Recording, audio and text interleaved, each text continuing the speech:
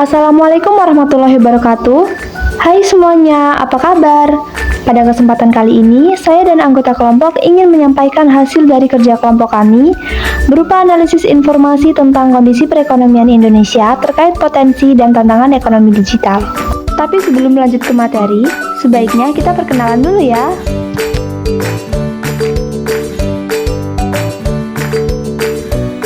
Oke, back to topic. Jadi perekonomian Indonesia terkait potensi dan tantangan ekonomi digital menunjukkan perkembangan yang menarik. Perekonomian digital di Indonesia memiliki potensi yang sangat besar, namun juga menghadapi sejumlah tantangan. Nah, berikut adalah beberapa poin terkait potensi dan tantangan ekonomi digital di Indonesia. Kita simak sama-sama ya. Potensi ekonomi digital di Indonesia. Yang pertama, peningkatan akses internet. Salah satu faktor kunci yang mendukung pertumbuhan ekonomi digital di Indonesia adalah peningkatan akses internet. Indonesia memiliki jumlah pengguna internet yang besar, bahkan di daerah pedesaan. Hal ini membuka peluang luas bagi bisnis online dan perdagangan elektronik di seluruh negeri. Selanjutnya, nilai Gross Merchandise Value atau GMV yang tinggi. Peningkatan penetrasi digital telah menyebabkan nilai GMV Indonesia mencapai 70 miliar US dollar pada tahun 2021, naik 49% dari tahun sebelumnya. Yang ketiga, peran ekonomi digital sebagai akselerator perekonomian. Ekonomi digital di Indonesia telah menjadi salah satu buffer sebagai stabilitas perekonomian nasional di tengah berbagai tantangan global saat ini. Nah, 3 poin tadi merupakan potensi alias kemampuan dari ekonomi digital di Indonesia. Selanjutnya, kita akan move on ke bagian tantangan ekonomi digital di Indonesia. Yang pertama, regulasi dan strategi.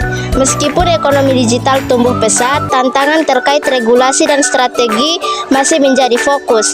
Pemerintah terus berupaya menyusun regulasi yang tepat agar ekonomi digital dapat berkembang secara optimal. Regulasi yang jelas dan mendukung diperlakukan untuk menciptakan lingkungan usaha yang kondusif. Yang kedua, kesenjangan akses. Meskipun akses internet terus meningkat, masih ada kesenjangan akses digital di berbagai wilayah Indonesia. Hal ini dapat menghambat pertumbuhan ekonomi digital secara merata. Upaya untuk memperluas akses internet dan literasi digital menjadi penting untuk mengatasi tantangan ini. Yang ketiga, keamanan data dan privasi. Masalah keamanan data dan privasi menjadi tantangan serius dalam ekonomi digital. Perlindungan data pribadi dan transaksi online perlu diperkuat agar konsumen merasa aman dan terlindungi saat bertransaksi secara digital. Secara keseluruhan, dapat kami simpulkan, meskipun ada tantangan yang perlu diatasi, potensi ekonomi digital di Indonesia sangat besar. Dengan kebijakan yang tepat, investasi dalam infrastruktur, dan peningkatan keterampilan digital, Indonesia bisa menjadi pemain utama di ekonomi digital global.